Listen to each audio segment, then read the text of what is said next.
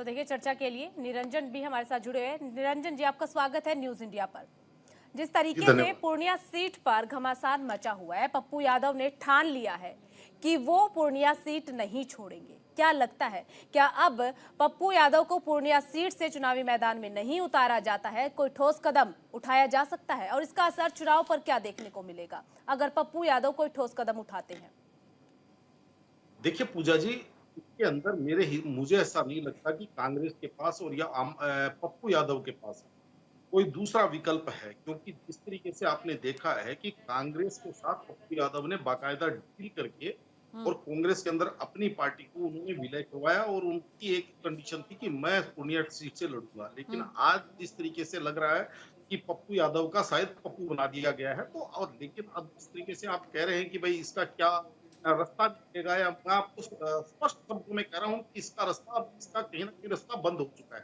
क्योंकि जिस तरीके से लालू यादव जी ने पूरा भारत को जेडीयू से तोड़ करके अपनी पार्टी में लाए थे, और आज जिस तरीके से आरजेडी वहां पे एक बड़े भाई की भूमिका में है या एक आंतर की भूमिका में है, कि जिस तरीके से कांग्रेस उनके पीछे पिछलग्गू की भूमिका में नजर आ रही है, तो नहीं आप ये मान के चलिए कि हमने उत्तर ये प्रदेश को भी भूमिका सर देखा। सिर्फ बिहार में नहीं है कांग्रेस की, बल्कि मैं लगभग वही कह रहा था, ज्यादातर राज्यों में है।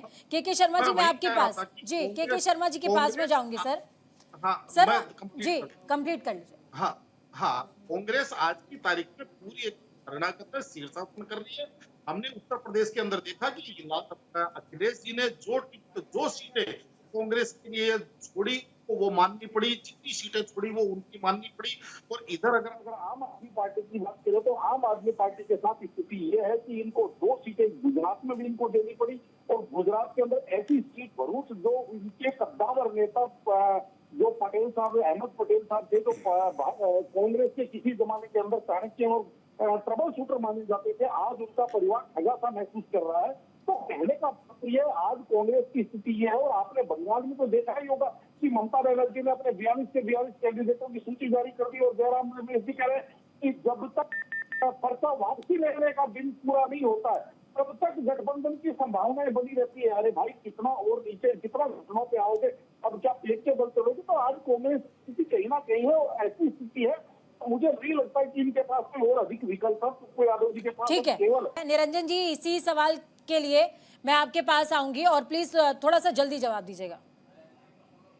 देखिए ऐसा है, जिस तरीके से आपने कहा, मैं आज जिस तरीके से पप्पू यादव जी की राजनीति के ऊपर हम नजर डालते हैं, तो कहीं ना कहीं पप्पू यादव जी को ये लग रहा था एक जमाने के अंदर कि वो लालू यादव जी के जेल जाने के बाद में उनके उत्तराधिकारी होंगे। लेकिन जिस तरीके से लालू जी ने पप्पू यादव को दरकिनार करके तेजस्वी यादव को आगे बढ़ाया, और उस समय मधेपुरा का उनको ऑफर दिया, लेकिन इनको इस चीज का पता है कि पूर्णिया इनकी कर्म भूमि है, मधेपुरा बेशक इनकी जन्मभूमि हो। और पूर्णिया के अंदर पिछले चुनाव के अंदर इन्होंने अपनी मम्मी को लड़ाया, और उनकी मम्मी केवल मात्र 35,000 वोटों या 36,000 वोटों से चुनाव हारी थी। तो लोकसभा चुनाव जो एक 18 से 20 लाख वोटों का चुनाव होता है, उसके अंदर 35-36,000 वोट से मायने नहीं रखते। जबकि वो अपने केवल पप्पू यादव जी की जो सीट अपनी पार्टी थी, उस पार्टी के सिंबल पे उन्होंने चुनाव लड़ा, और उस समय पप्पू यादव जी कहीं ना कहीं आप ये समझ लीजिए जेल के अंदर थे। तो कहने का तात्पर्य ये है कि अब इनको लगता है कि अगर मैं पूर्णिया, तो मेरी राजनीति कम गई। लेकिन अब जिस तरीके से लालू यादव जी ने, यानी कि हर कोई अपना स्वार्थ देख रहा है। इसी सवाल के साथ निरंजन जी आपके पास आना चाहेंगे, क्या कहना चाहेंगे इस लिस्ट को लेकर के, जिन उम्मीदवारों के नाम दिए गए और साथ ही आज शिंदे गुट में गोविंदा जो शामिल हुए हैं? इसके अंदर एक खबर और थी, वो आप थोड़ा सा कंफर्म कीजिएगा। सुनने में आ रहा था कि करीना कपूर और करिश्मा कपूर भी शायद शिवसेना शिंदे गुट के अंदर उनकी सदस्यता लेने के लिए शायद बात चल रही थी, तो वो अभी मेरे को शायद कंफर्म नहीं है। लेकिन जिस तरीके से गोविंदा जी एक समय कांग्रेस की टिकट के ऊपर संसद पहुंचे थे, और आज अगर वो शिवसेना शिंदे गुट के अंदर शामिल हो रहे हैं, तो निश्चित रूप से कहीं ना कहीं आप ये समझ लीजिए वहां पे महायुति, या कहें कि भारतीय जनता पार्टी गठबंधन, उसको एक मजबूती मिली। और जिस तरीके से इन्होंने अभी तक सीटों का एक वहां पे पेज पड़ा हुआ था, और उस पेज को आज जिस तरीके से इन्होंने बड़ी शांति से और बड़ी सुरक्षा से इन्होंने सुलझा दिया, तो वास्तविकता ये है कि राजनीति की जो धुरी है, और जिस तरीके से आपने देखा शिवसेना शिंदे गुट के जितने भी सांसद थे, इनको इन्होंने रिपीट कर दिया, किसी की टिकट नहीं काटी। तो इसका मतलब ये है कि इनको इस चीज का विश्वास है कि भारतीय जनता पार्टी के साथ मिल करके, नरेंद्र मोदी जी के नाम पे वोट लेकर के और ये सारे के सारे दोबारा से संसद में पहुंच सकते हैं। जबकि बीच में तो ऐसी भी चर्चा चल रही थी कि कुछ सांसद शिवसेना उठ के वो भारतीय जनता पार्टी से इस चीज का निवेदन कर रहे हैं कि भाई आप हमारे को शिवसेना तरफ से आप हमारे को अपने सिंबल पे चुनाव लड़वा दीजिए, लेकिन अब वो तीर कमान के सिंबल पे चुनाव लड़ रहे हैं।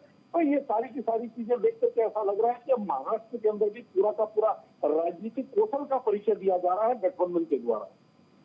ठीक है निरंजन जी, जिस तरीके से आज गोविंदा शामिल हुए, गोविंदा की तरफ से बयान भी सामने आया। उन्होंने कहा कि भारतीय जनता पार्टी मजबूती के साथ काम कर रही है, एक लंबे समय बाद एक बार फिर से राजनीति में सक्रिय होना, और साथ ही बड़ा बयान ये देना कि बीजेपी बहुत अच्छा काम कर रही है। तो ऐसे में जो विपक्ष है उसके लिए किस तरीके से देखा जाए? क्या विपक्ष को गोविंदा के शामिल होने से बड़ा झटका मिल सकता है?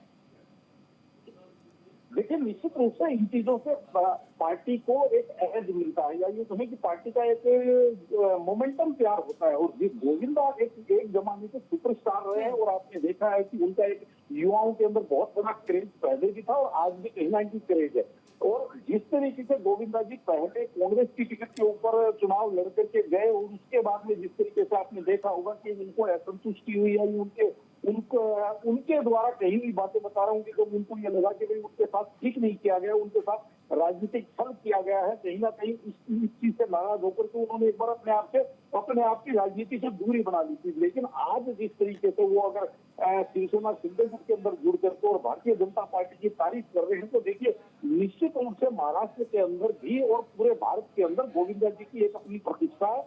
और यूथ आज भी उनको उतना ही उनको क्रेज से देखता है। तो निश्चित रूप से उनकी कही हुई बात लोगों के दिलों तक पहुंचती है। और मेरे को ऐसा लगता है कि भारतीय जनता पार्टी, या यूं कहें कि ये गठबंधन उत्तरोत्तर अपने तमाम कील काटे, कहीं कोई समस्या है भी उस समस्या को दुरुस्त और दूर करते जा रहा है। और ये निश्चित रूप से आपकी समझिए, यानी कि ये कहा जा सकता है निरंजन जी कि लोकसभा चुनाव में अब विपक्ष को बड़ा झटका लग सकता है महाराष्ट्र में। इस बीच निरंजन पोद्दार जी के पास में जाऊंगी। सर, सवाल सेम है।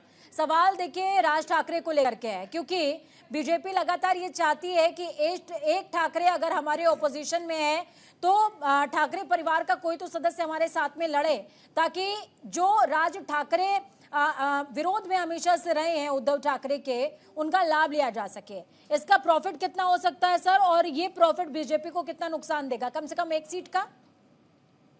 देखिए, आपको एक चीज और मैं बताऊं, जिस तरीके से राज ठाकरे जी की अटकलें चल रही हैं और राज ठाकरे जी अमित शाह जी से मिलकर गए हैं, और बताया जा रहा है कि वो कहीं ना कहीं भारतीय जनता पार्टी के साथ आ सकते हैं। लेकिन आपको एक चीज और समझनी पड़ेगी कि मैं जितना भारतीय जनता पार्टी की राजनीति को जानता हूँ या राजनीति को परख रहा हूँ, मैं इस तरह ये चीज भी समझता हूँ, क्योंकि राज ठाकरे परिवार एक ऐसी समझ लीजिए ऐसी वस्तु है जो जितनी लाभ पहुंचा सकते हैं उससे ज्यादा हानि भी पहुंचा सकते हैं। यानी कि ये जितनी एसेट है उतनी ही लाइबिलिटी भी है। क्योंकि जो इसके अंदर विशेषकर अगर राज ठाकरे साहब की बात करें, तो राज ठाकरे को आपने देखा होगा कि कभी भी किसी भी चीज के अंदर एक अपना जिस तरीके से एक आवेश में आते हो, किसी भी चीज को दरकिनार करते, यानी कि जो अपने जो उनके गुरु माने जाते हैं, उनके चाचा माने जाते हैं बाला साहब ठाकरे, उनके विरोध में जब उन्होंने अपनी मन से जब तैयार कर ली, अपनी पार्टी तैयार करके खड़े हो गए, तो भारतीय जनता पार्टी, मुझे ऐसा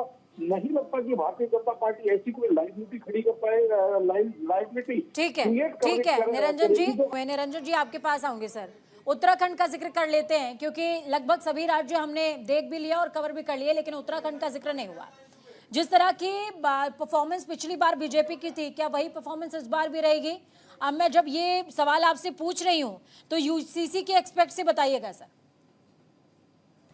निश्चित रूप से जिस तरीके से उत्तराखंड के अंदर थोड़ा सा अभी राजनीति का नया डिस्कोर्स वहां पे चल रहा है, जिस तरीके से आपने देखा होगा कि उत्तराखंड के अंदर भी काफी आंदोलन, जो स्वस्फूर्त आंदोलन खड़ा हुआ पहाड़ी और गैर पहाड़ी का, यानी कि उत्तराखंडी और बाहरी का, तो कहीं ना कहीं उसके अंदर थोड़ा सा और एक जिस तरीके से वहां पे एक महिला के साथ जो हुआ, आई थिंक अंकिता भंडारी, तो उससे कहीं ना कहीं भारतीय जनता पार्टी वहां पे थोड़ी सी बैकफुट पे है। लेकिन जिस तरीके से उत्तराखंड के अंदर भारतीय जनता पार्टी अंकिता ने- भंडारी का भी मामला है सर, पेपर लीक का मामला है, उसके बाद यूसीसी आ गया, मजारें तोड़ी गई, बहुत सारा ऐसा मसला है जिस पर बीजेपी बैकफुट पर नजर आती है। हालांकि बीजेपी दावा जरूर कर रही है कि पांचों पे क्लीन स्वीप करेगी। इसके अंदर समस्या यहाँ आपको ये चीज समझनी पड़ेगी कि जो प्रतिपक्ष वो इस बीच सर आपको रोकूंगी, निरंजन पोद्दार जी मैं आपके पास आऊंगी। सर देखिए, हम बिहार की सियासत की बात कर रहे हैं, कहीं ये विश्वास अति आत्मविश्वास तो नहीं साबित हो जाएगा, और एक कहावत है अति सर्वत्र वर्जित। निश्चित रूप से देखिए, जिसको कहते हैं हमारे यहाँ राजनीति के अंदर या किसी भी व्यक्ति के ऊपर ये चीज लागू होती है कि जब आपके अंदर अहम और वहम उत्पन्न हो जाता है तो कहीं ना कहीं आप ये समझ लीजिए आप भिटक सकते हैं या आप ठोकर खाकर के गिर सकते हैं। लेकिन जिस तरीके से भारतीय जनता पार्टी की अगर हम बात करें तो देखिए, आत्मविश्वास और ऊर्जा और एक सदी हुई रणनीति, ये चीजें चुनाव जीतने के लिए या कोई भी जंग जीतने के लिए आवश्यक है। और जिस तरीके से भारतीय जनता पार्टी को देखा जा रहा है, ये पूरी रणनीति और हर चीज को नजर और जिसको कहते हैं तत्काल प्रभाव से किसी भी चीज पर कार्रवाई करके या निर्णय लेकर के, चाहे उसके अंदर कड़ा या बड़ा फैसला और उसको तुरंत प्रभाव से उसको जिस तरीके से निपटाते हैं, तो कहीं ना कहीं इसी वजह से कि आज एडवांटेज या राजनीति के अंदर जो एक जो कहते हैं प्लस पॉइंट चल रहा है।